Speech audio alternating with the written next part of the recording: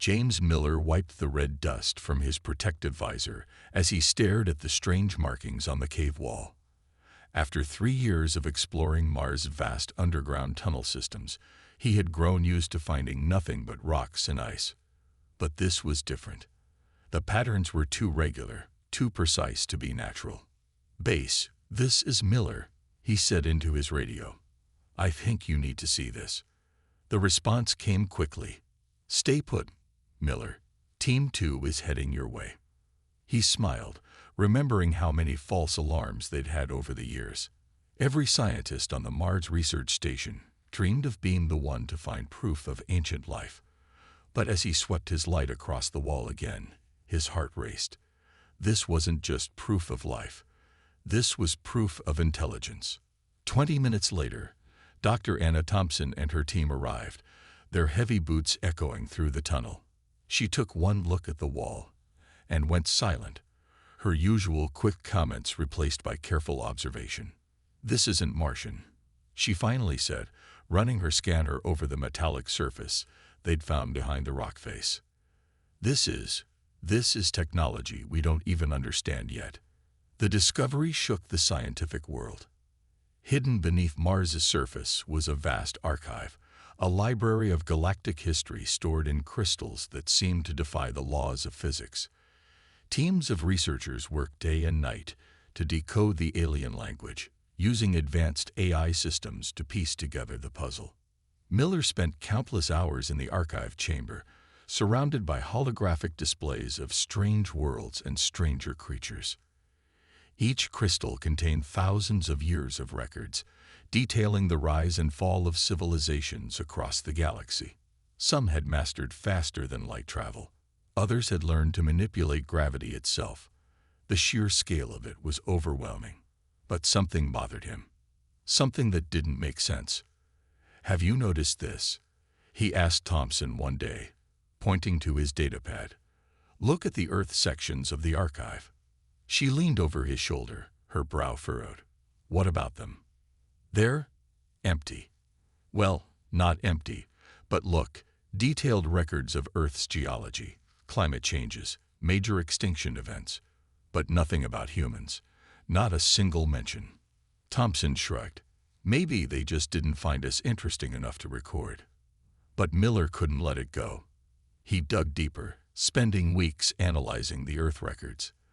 The more he looked, the stranger it became. The archive had detailed information about every major species on Earth, from the smallest insects to the largest mammals. Every species except humans. It wasn't until he found the quarantine notice that everything changed. The file was hidden deep in the system, encoded differently from the others. When the AI finally translated it, Miller's hands shook as he read. "No ties. Sol 3, Earth. Status. Restricted. Classification. Extreme caution. Species of concern.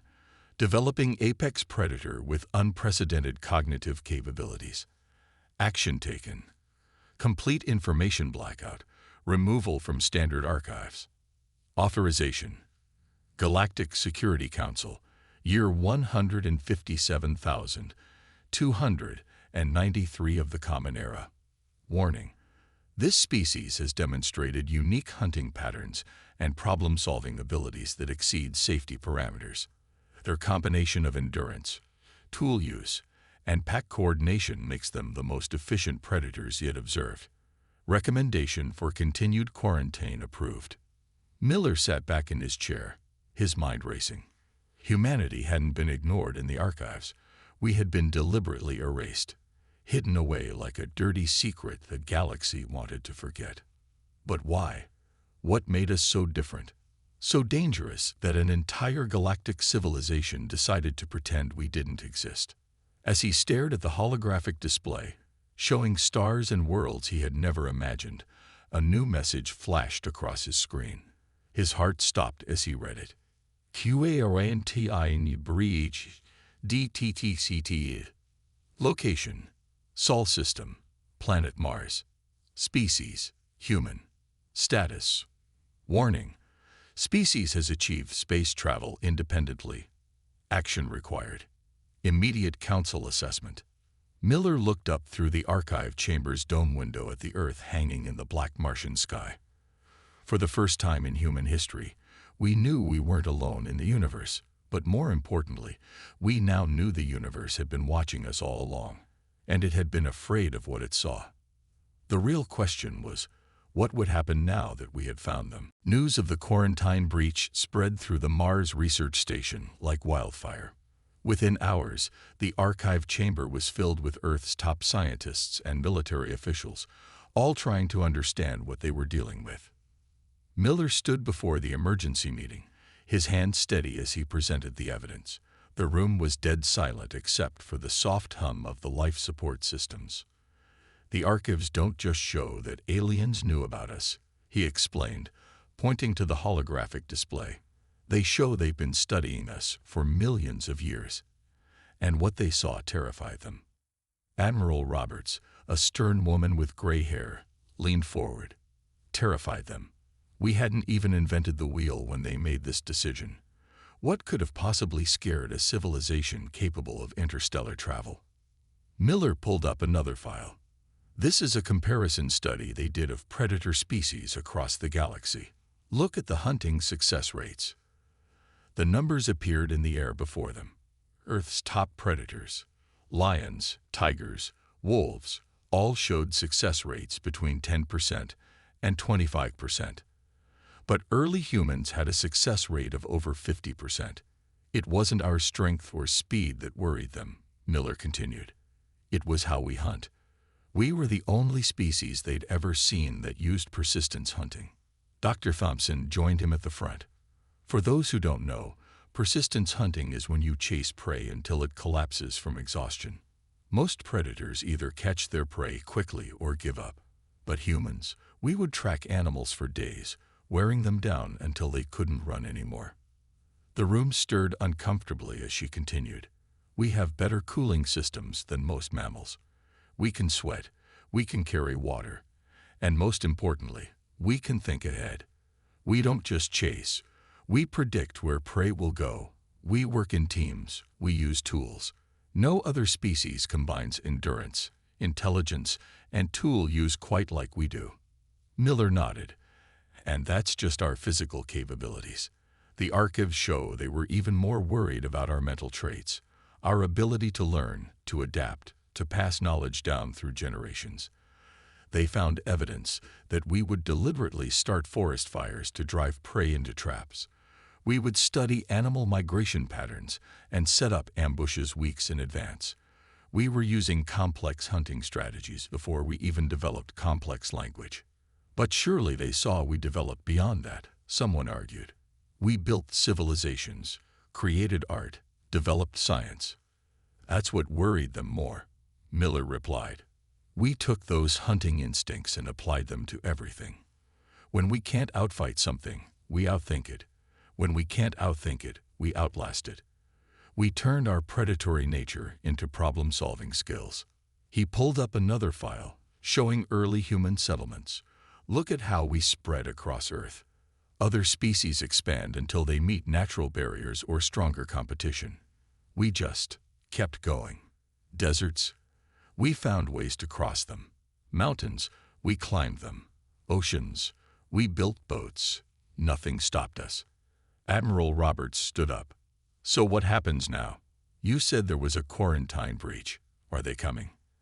As if answering her question, all the screens in the room suddenly went dark.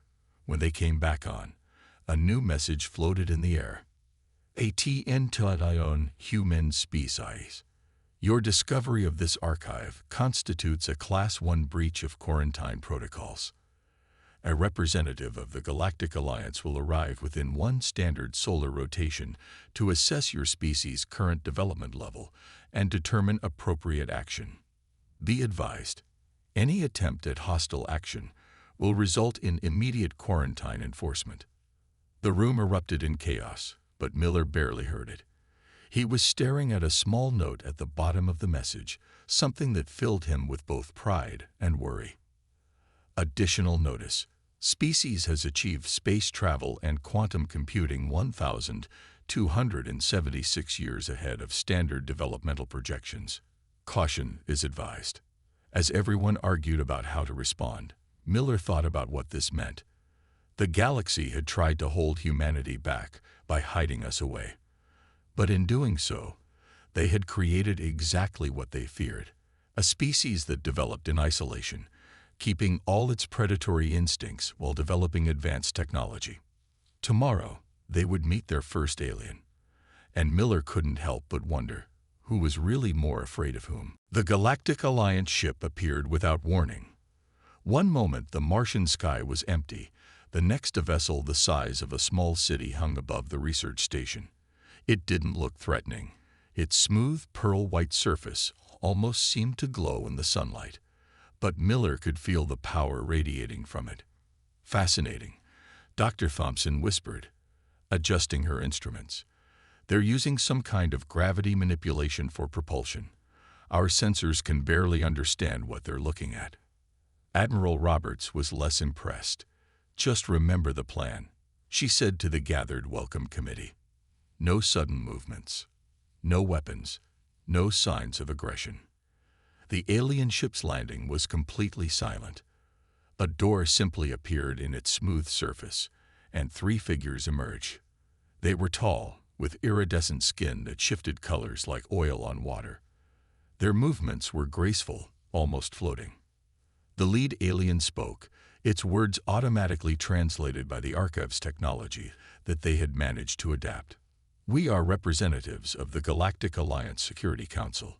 We have come to evaluate the quarantine breach.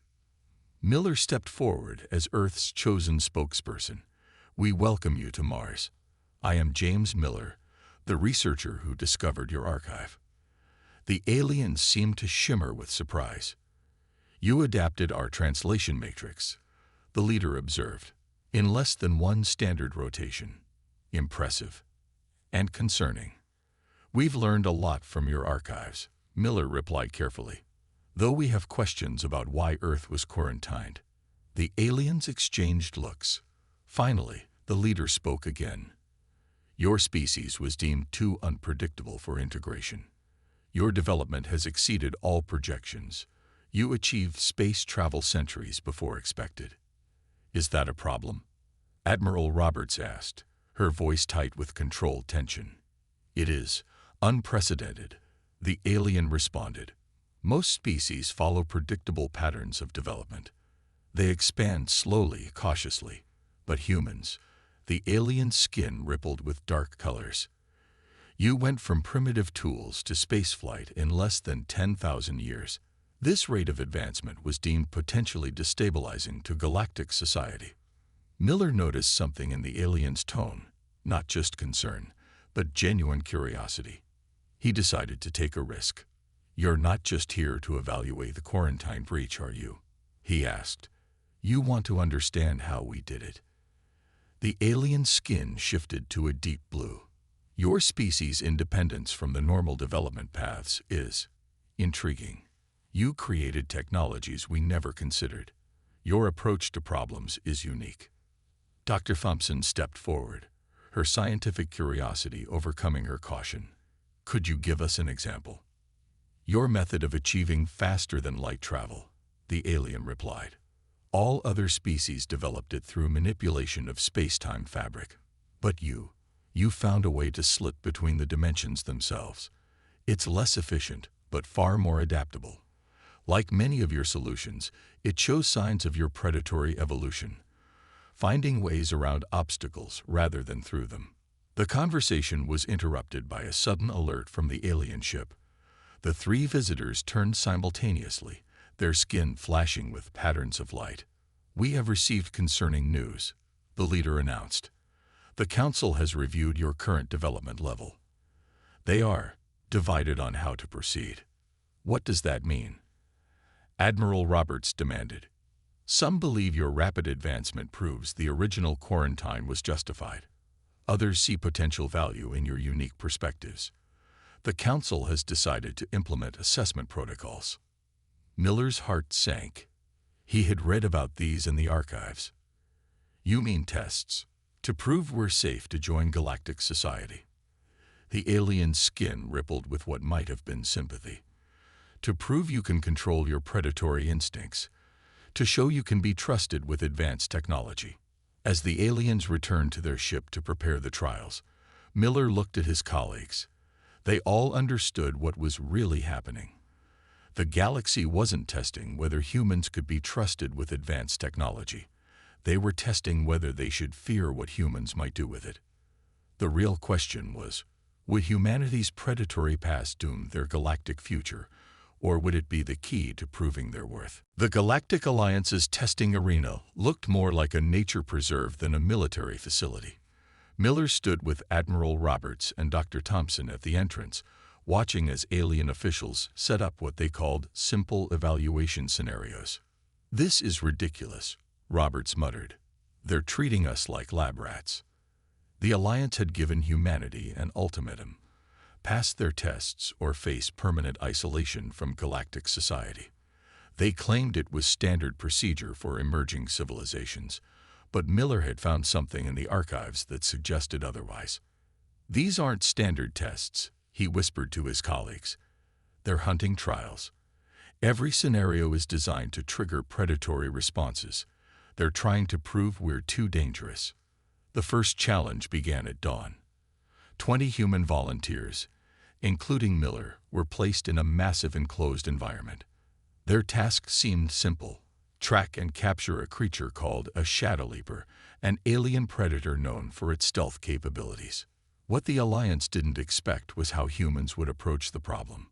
Instead of charging in, the human team split into smaller groups. They studied the environment, marked territories, and set up communication patterns. Miller watched as his teammates naturally fell into roles that echoed ancient hunting strategies.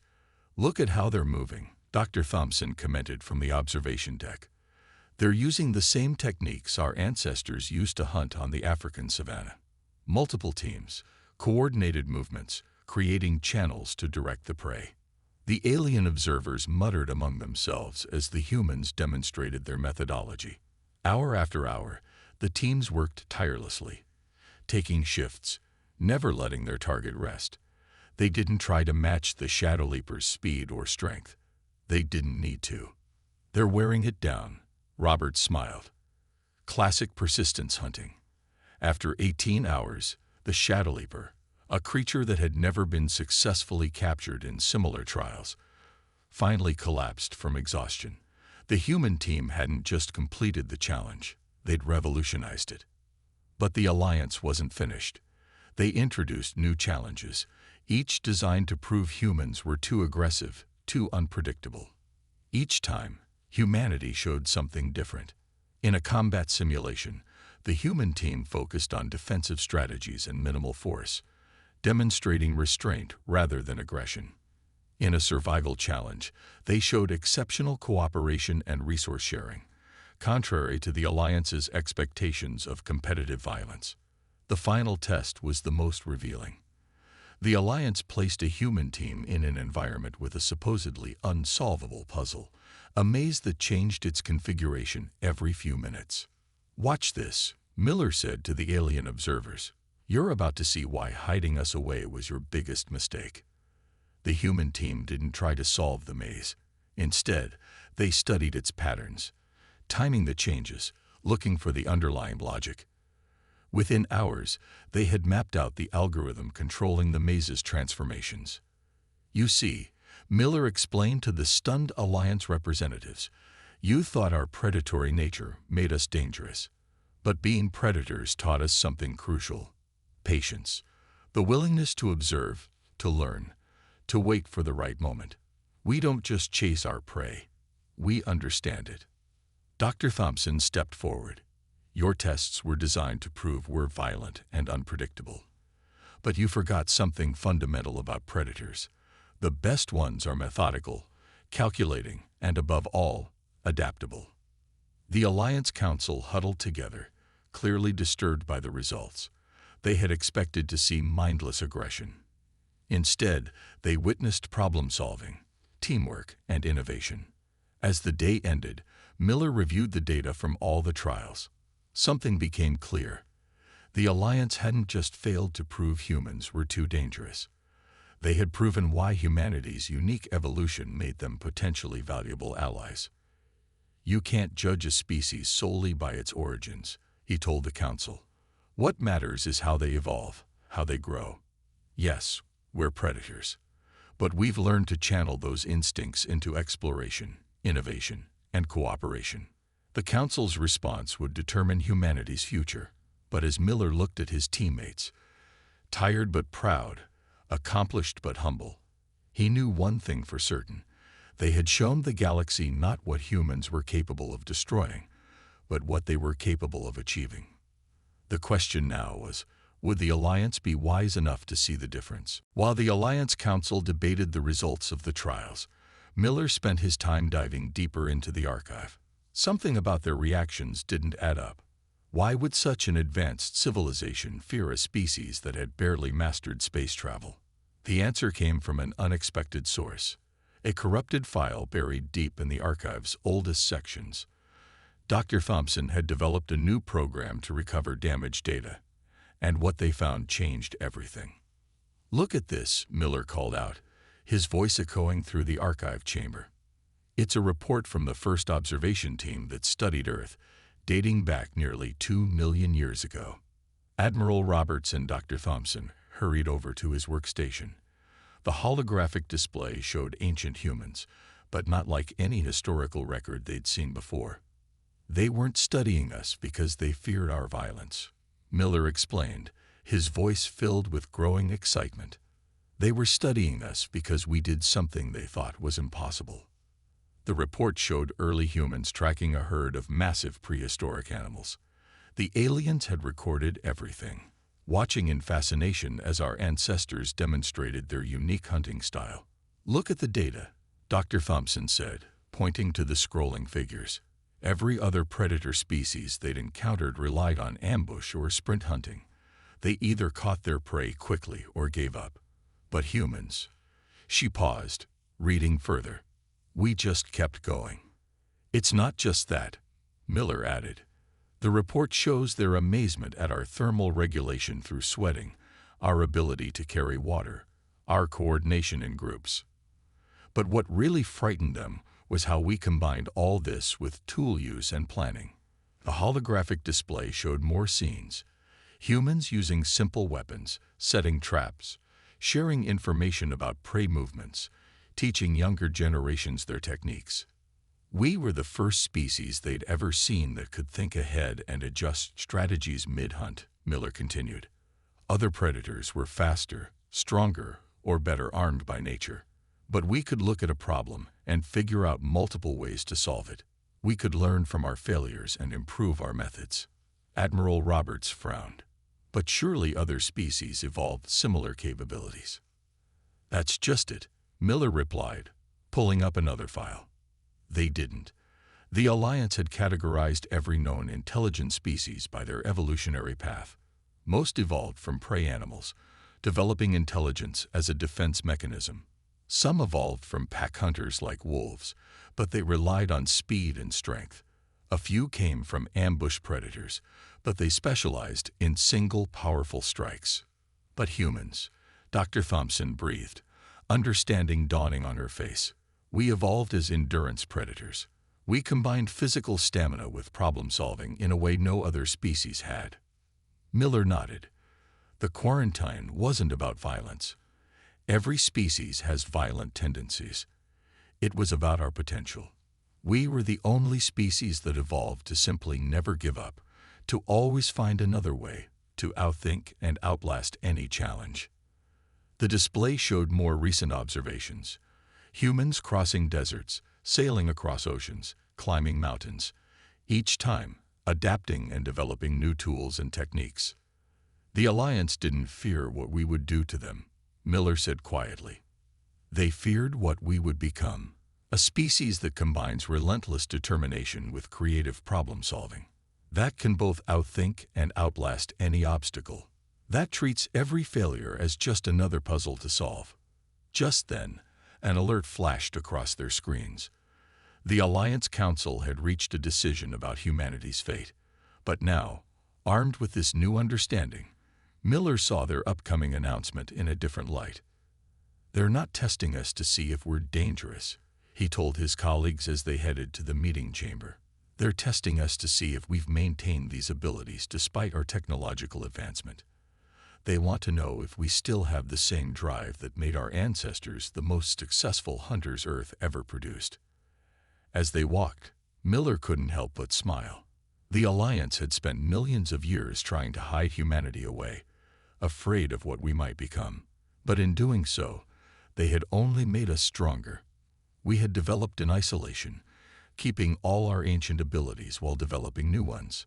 The real question wasn't whether we were ready to join Galactic Society. The question was Galactic Society ready for us? The Alliance Council's decision was interrupted by an emergency alert that made the alien representative's skin pulse with deep red patterns of distress. The Swarm, a hostile species from the galaxy's outer rim, had launched a massive attack against Alliance territories. 3 colony worlds have already fallen, the lead representative announced, their usual calm demeanor shattered. "Our defensive strategies are failing. The Swarm, they don't fight like any enemy we faced before." Miller watched the tactical displays showing the Swarm's movements. Millions of biological ships moved as one, adapting instantly to any attack, learning and evolving their strategies in real time. The Alliance's carefully planned military responses were useless against an enemy that operated on pure instinct and collective intelligence. "Show me everything you have on the Swarm," Miller demanded, his mind already racing with possibilities. The aliens hesitated, then granted him access to their combat data. Dr. Thompson studied the information with growing excitement. "Miller, are you seeing what I'm seeing? The way they move, the way they hunt." He nodded. "They're pack hunters, like wolves. They rely on overwhelming force and coordinated attacks. But look what happens when they meet strong resistance." He pointed to a battle replay. "They retreat, regroup, and try the same approach again with greater numbers." Admiral Roberts leaned forward. "They don't adapt their strategy. They just escalate it. They're powerful, but predictable," Miller finished. "They're pure instinct. They can learn from success, but not from failure. And that means they've never faced a persistence predator before," Dr. Thompson breathed. Miller turned to the Alliance representatives. "You've been fighting them like a traditional military force. But this isn't a war of strength against strength. This is a hunt. And humans, we're the galaxy's best hunters." The alien's skin flickered with uncertainty. "What are you suggesting?" "Let us show you how humans hunt," Miller replied. "Not with overwhelming force, but with patience, observation, and adaptation. We don't need to outfight the Swarm. We need to outlast them." Within hours, a joint Human Alliance task force was assembled. Instead of direct confrontation, they applied human hunting strategies on a galactic scale. They studied the Swarm's movement patterns, identified their feeding grounds, and began a campaign of calculated harassment. "Look how they react when their supply lines are disrupted," Miller pointed out. "They don't adapt their route. They just push harder along the same path." Classic prey behavior. The human teams worked in shifts, never letting the Swarm rest. Small, fast ships would raid their territory, then retreat. When the Swarm gave chase, they'd find themselves led into prepared traps. Hour after hour, day after day, the pressure never stopped. "We're not trying to win each battle," Admiral Roberts explained to the amazed Alliance commanders. "We're wearing them down, making them waste energy, forcing them to expend resources chasing threats that disappear before they can be caught." Dr. Thompson monitored the Swarm's behavior. Their response time is slowing. Their attacks are becoming less coordinated. They're experiencing what every prey animal experiences when hunted by humans: exhaustion. The Alliance representatives watched in astonishment as the mighty Swarm began to fragment. Their collective intelligence, overwhelmed by constant pressure and unable to adapt to human hunting strategies, started to break down. "This is what we were afraid of," One alien asked another. This is why we hid them away. Miller overheard them and smiled. You saw our predatory nature as a threat, but you forgot something important about predators. We maintain balance. We don't just hunt for destruction. We hunt to survive, to protect our territory, to preserve our way of life. The final battle wasn't really a battle at all. The swarm, exhausted and fragmented, retreated to the galaxy's outer rim. The Alliance fleet didn't even need to fire a shot. Humanity's hunting strategies had accomplished what direct military force could not. As the celebration began, Miller noticed the Alliance representatives huddled together, their skin showing patterns he'd never seen before. When he asked the translator what it meant, it took a moment to respond. The closest human equivalent, it said, would be respect mixed with eager anticipation. The galaxy had just learned an important lesson. Sometimes the most dangerous predator isn't the one that kills the most prey, but the one that never, ever gives up. 1 month after the swarm's retreat, the Galactic Alliance held a special council meeting on Mars. The chamber that had once been filled with tension and suspicion now buzzed with excitement and curiosity. Representatives from 100 different species gathered to witness what many were calling a historic moment. Miller stood before the council, no longer as a suspect species under evaluation, but as an honored speaker. Dr. Thompson and Admiral Roberts sat nearby, their presence a testament to how far humans had come since discovering the archive. The question was never whether humans were dangerous, Miller began, his voice carrying across the silent chamber. Every species capable of reaching the stars is dangerous in its own way. The real question was whether our predatory heritage would be a threat to galactic peace or an asset to galactic civilization. The main display showed scenes from the swarm conflict, but not of battles. Instead, it showed humans teaching Alliance species their hunting techniques, sharing their unique perspective on problem-solving, demonstrating the patience and persistence that had made their ancestors such successful hunters. We didn't defeat the swarm because we were stronger or more advanced, Miller continued. We succeeded because we approached the problem differently. Where others saw a military challenge, we saw a hunting puzzle. Where others sought quick victory, we were willing to play the long game. Dr. Thompson stepped forward, adding her scientific perspective. Our study of the archive revealed something fascinating. Every spacefaring species developed along similar lines, prey species becoming clever enough to evade predators, or predators specializing in quick, efficient kills. But humans followed a unique path. The display shifted to show early humans, persistence hunting across the African savanna. We became predators who succeeded through intelligence, endurance, and cooperation rather than natural weapons. We learned to solve problems creatively because we had to. We developed technology not to overcome our nature, but to enhance it. Admiral Roberts spoke next, addressing the military concerns that had once made the Alliance fear humanity. Our predatory instincts didn't make us mindless killers. They taught us strategy, patience, and most importantly, restraint. A good hunter doesn't destroy their environment or exterminate their prey. They maintain balance. The Alliance Council leader rose, their skin shimmering with colors that the translator now identified as respect and optimism. When we first quarantined Earth, we feared what humans might become. We saw your potential and thought it could only lead to destruction. We were wrong. The display changed one final time, showing the new Joint Human Alliance projects already underway. Humans were helping design more adaptable ships, teaching their problem-solving methods, showing how to approach challenges from new angles. Your species brings something unique to our civilization, the council leader continued.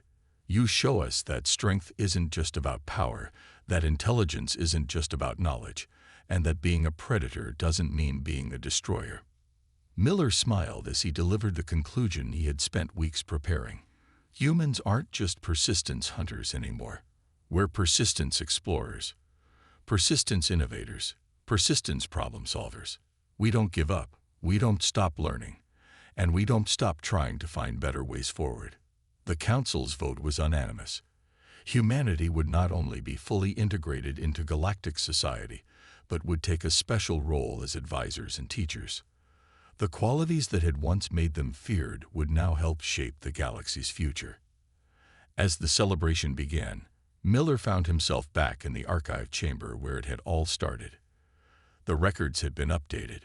Humanity's entry no longer listed them as a quarantine species, but as innovative persistence predators. Status: valued alliance members. Dr. Thompson joined him, looking at the new entry. "You know what's funny?" she said. "They tried to hide us away, to prevent us from developing into something dangerous. But in isolation, we became exactly what the galaxy needed. A species that never stops trying, never stops learning, and never gives up." Admiral Roberts appeared at the door. "The Alliance wants to start planning joint exploration missions. They're particularly interested in our ideas about long-term exploration strategies." Miller took one last look at the archive display. The galaxy had tried to erase humans from history, but in doing so, they had helped create a species uniquely suited to shape the future.